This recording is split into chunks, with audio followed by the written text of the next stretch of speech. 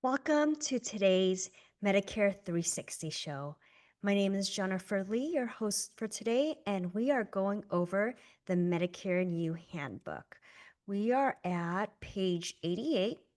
How do other insurance and programs work with Medicare Drug Coverage Part D? Let's start off with Medicaid. Medicaid in California, it is called Medi-Cal. If you have Medicare and full Medicaid coverage, Medicare covers your prescription drugs. However, Medicaid may still cover some drugs that Medicare doesn't cover.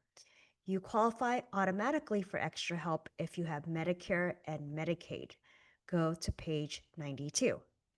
Employer or union coverage. This is health coverage from your spouse's or other family members' current or former employer or union when you have employer or union coverage or health insurance like a retiree health plan and Medicare. There are rules for whether Medicare or your other or coverage pays first, page 21. If you have drug coverage based on your current or previous employment, your employer or union will notify you each year to let you know if your drug coverage is credible. Keep the information you get. Call your benefits administrator for more information before making any changes to your coverage. Important, if you get Medicare drug coverage, your spouse, or your dependents may lose your employer or union health coverage. COBRA. Ever wonder what COBRA stands for? So it's Consolidated Omnibus Budget Reconciliation Act. That was a long one. This federal law may allow you to temporarily keep employer or union health coverage after the employment ends or after you lose coverage as a dependent of the covered employee. There may be reasons why you should take Part B instead of or in addition to COBRA coverage, page 18. However, if you take COBRA and you're eligible for Medicare, COBRA may only pay a small portion of your medical cost, and you may have to pay most of the costs yourself. Contact your COBRA plan and ask what percent they pay. To avoid unexpected medical bills, you may need to sign up for Medicare right away. Talk with your state health insurance assistance program SHIP for free personalized help with this decision. Go to pages 114 to 117 for the phone number of your local SHIP. If you have COBRA that includes credible prescription drug coverage, you have a special enrollment period to get Medicare coverage. Part D without paying a penalty when the COBRA coverage ends. If you have questions about Medicare and COBRA, call the Benefits Coordination or Recovery Center at 855-798-7627 or call 855-797-2627. A trusted agent or broker like myself may also be able to help. Please keep in mind that COBRA is not credible coverage. So if you do delay that, say a year or 2 years, you will pay a Part B premium penalty. So I did meet a lady who called Medicare and asked, is COBRA credible coverage? Will I be penalized? Guess what they told her? No, you won't. So she decided to stay on COBRA for 1 year before she got her Medicare. Then, when she got her Medicare, she was actually penalized for that 1 year she wasn't on it because Medicare does not consider COBRA as credible coverage. So she was really upset, obviously, because she called Medicare and they gave her the wrong answer. So, side note on that, just make sure you probably should get a few answers on that because not everything when you call Medicare Social Security is true. You may have someone that is a new employee, didn't really understand what you said, and so forth. But in her case, there was just a lot of aggravation. She called her government officials, took it all the way to the top, called many, many, many times over that year. And finally, they did resolve it and said, sorry, we did give you the incorrect information. But think about all that aggravation. Think about all that time spent on something that wasn't your fault. So, very unlucky situation, but please note, sometimes, once in a while, Cobra might be cheaper compared to getting on Medicare. But remember, maybe Part D might be credible, but Part B is not. Just a little nice side note on Cobra. I did have a client recently who basically past 65, retired, quit work. They offered him Cobra. And so he had, say, 60 days to say if he wanted Cobra. So, like, say maybe on the 55th day, he decided to get it. But guess what happens? When you do get Cobra, they do prorate it to all the way when you quit work. So let's just say that 2 months, that 55 days that he didn't sign up, didn't think he had coverage, he actually had to pay for it. So it really depends on everyone's situation, right? Because he's like, I'm relatively healthy. I don't want to pay, I think it was like they were trying to bill him $1,000. So at that point, it's really your preference on what you want to do. Meaning, are you risk averse? Are you willing to take a risk for not having coverage on X amount of days till you do get Medicare? Or you're willing to pay the cost, even though it seems like a lot compared to Medicare, and just make sure you have coverage. Conservative people, I would say, will say, you know what, like better safe than sorrier. If you do get hospitalized, something bad happens, then you're on that hook, right? Maybe at that time, get an indemnity plan where basically, if you do go to the hospital, you get some like reimbursement back. So that is something that maybe you could do as well. So just keep that in mind. That's why it is good to talk to a licensed trusted agent like me to go over your options, right? Because we all want options. Okay, so in his case, he was going to cancel the coverage and just wait for his Medicare to kick in. But get your Medicare started right away. Okay, so we are on Medicare supplement insurance, which is called Medigap, with drug coverage. Medigap policies can no longer be sold with drug coverage. But if you have an older Medigap policy that was sold with drug coverage, you could keep it. You may choose to join a separate drug plan. Okay, separate drug plan, of course, because most Medigap drug coverage isn't credible, and you may pay more if you join a drug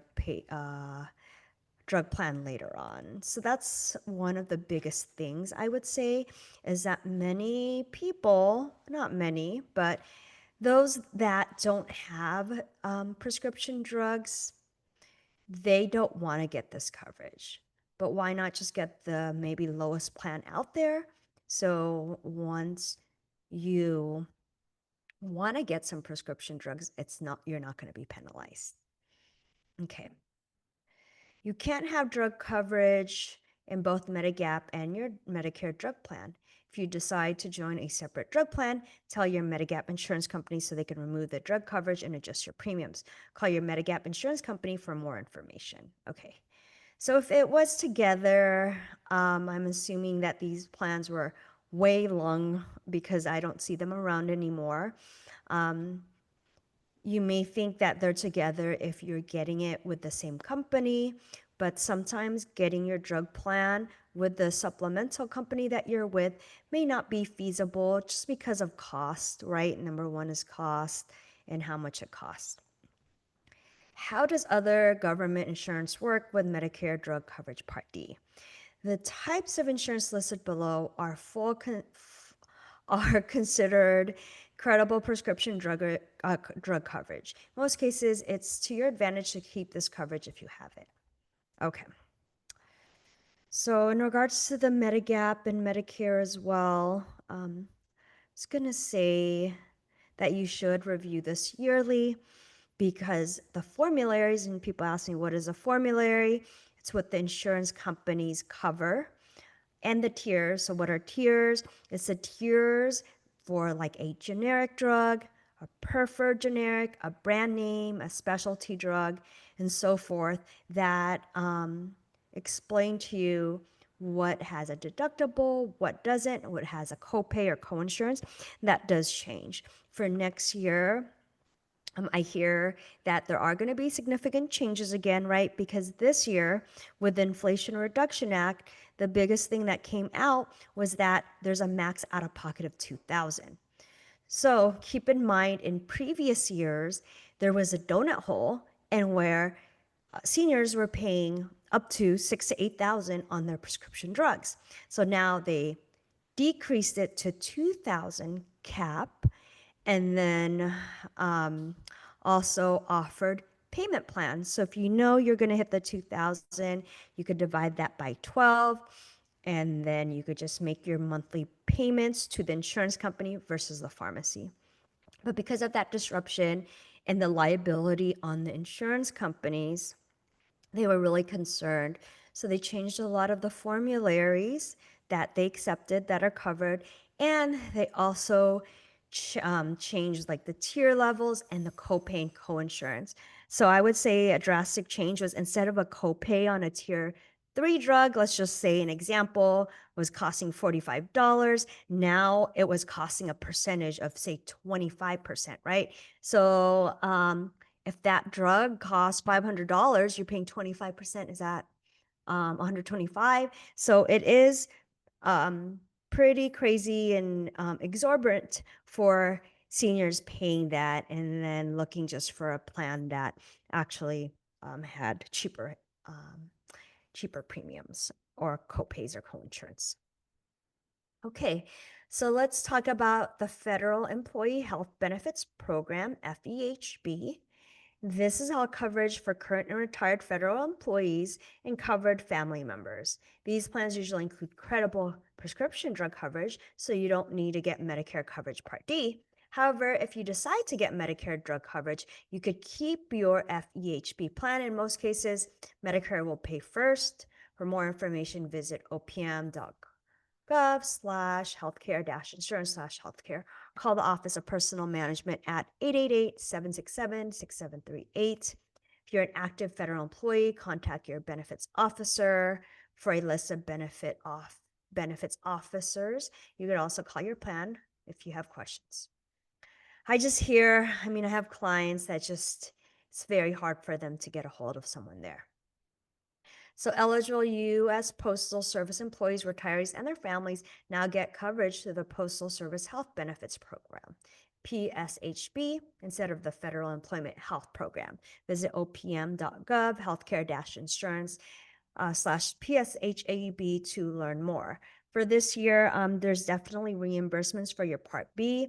You do have to show like proof of that you're paying for the Part B and so forth, and file a claim. So things like that you definitely don't want to miss out on, and review that as well. Okay, we're off to page 90, veterans benefits. This is health coverage for veterans and people who have served in the U.S. military. You may be able to get drug coverage through the U.S. Department of Veteran Affairs program. You may join a separate Medicare drug plan, but if you do, you can't use both types of coverage for the same drug at the same time. For more information, visit va.gov or call the VA at 800-827-1000. So we do have plans for veterans. So definitely that's something that you need to look at the pros and cons if you do want to add some extra coverage besides your veteran benefits.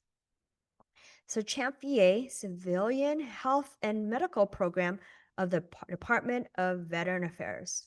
Oh, wow. I never knew what CHAMP VA stood for. So Let's say that again. Civilian Health and Medical Program of the Department of Veteran Affairs.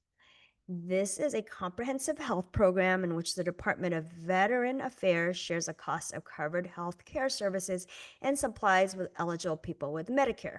You may join a separate Medicare drug plan, but if you do, you won't be able to use the Meds by Mail program, which could provide you your maintenance program at no charge. No premiums, deductibles, and copayments. For more information, visit va.gov/communicatecare/program/dependent/champ-va or call Champ VA at 800-733-8387. TRICARE Military Health Benefits. This is a healthcare program for active duty service members, military retirees, and their families. Most people with TRICARE who are entitled to Part A also have Part B to keep their TRICARE drug benefits. If you have TRICARE, you don't need to join a separate Medicare drug plan. However, if you do, your Medicare drug plan pays first and TRICARE pays second. If you join a Medicare Advantage plan with drug coverage, your Medicare Advantage plan and TRICARE may coordinate benefits if your Medicare Advantage plan network pharmacy is also a network pharmacy. Otherwise, you could file your own claim to get paid back your out-of-pocket costs. For more information, visit tricare.mil or call the TRICARE Pharmacy Program at 877-363-1303. So TRICARE is really great, really great coverage. So most people ask, should I get a Medicare plan? So it's really going to be up to the individual if it's better or worse. TRICARE is supposed to cover like a supplementary if you do have like a Medicare Advantage with like an in-network or out-of-network or just like an HMO. The problem that I see is sometimes doctors' offices don't know how to bill. They don't know how to bill, so it frustrates the senior and they just go back to TRICARE. But I do have clients that have TRICARE and are on a Medicare Advantage plan. It does work for them. So kind of just depends on everyone's scenario and situation is always different. So that's why working with a trusted insurance agent definitely help you figure out if it's beneficial for you to join a Medicare Advantage plan or not. And we definitely go in more detail than that. Okay, Indian Health Service. The IHS is a primary health care provider to the American Indian Alaska Native Medicare population. The Indian healthcare system consisting of tribal, urban, and federally operated IHS health programs that delivers several clinics and preventive health services through a network of hospitals, clinics, and other entities. Many Indian health facilities participate in Medicare drug coverage Part D. If you get prescription drugs through an Indian health facility, you'll continue to get them at no cost to you. Your coverage won't be interrupted. Joining a Medicare drug plan or Medicare Advantage plan with drug coverage may help your Indian health facility because the plan pays with the Indian health facility for the cost of your prescription drugs. Talk to your local Indian health benefits coordinator who could help you choose a plan that meets your needs and tells you how Medicare works with the Indian healthcare systems. Go to page 10 of 14 for an overview of your Medicare options. Okay, section 7. Get help paying your health and drug costs. Okay. I don't know if I want to start on this, but what is going on with Medicare today as we are coming up on annual enrollment. So keep in mind, annual enrollments is from October 15th to December 7th, and where you could change your Medicare Advantage plan, your drug plan for next year, 2026 plans. So the thing is, some of my clients, they're going on vacation. They want me to go over the plans for next year. So the thing is, plans are not out. And if there's like sneak peeks on these plans, we cannot go over it with the public. So the first time that we can actually go over the plans would be October 1st to October 14th, and then we cannot enroll until October 15th to December 7th. So the layout of the land right now, there still will be market disruption. I would say um, with the big, beautiful bill that came out, with the Inflation Reduction Act, with the changes with the prescription drug plans, carriers are still trying to figure out what's going to be profitable for them, what they're losing money. So there has been disruption along the year, meaning I'm seeing medical groups and insurance companies not battling it out, but maybe negotiating if they're going to work with each other. So that's one thing.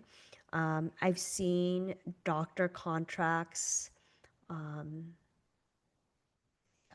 get cut. I don't know if it's either the insurance company, maybe through compliance or regulations, or the doctor's office just basically maybe giving up on these insurance companies and not wanting to take those plans. What else have I been seeing? I've been seeing some insurance companies that are slowing down their enrollment. And usually, how they slow it down is like an agent like me, they don't let you, send the enrollment through electronic. You have to do a paper app. So that makes it a little bit harder for you to enroll someone in that particular plan.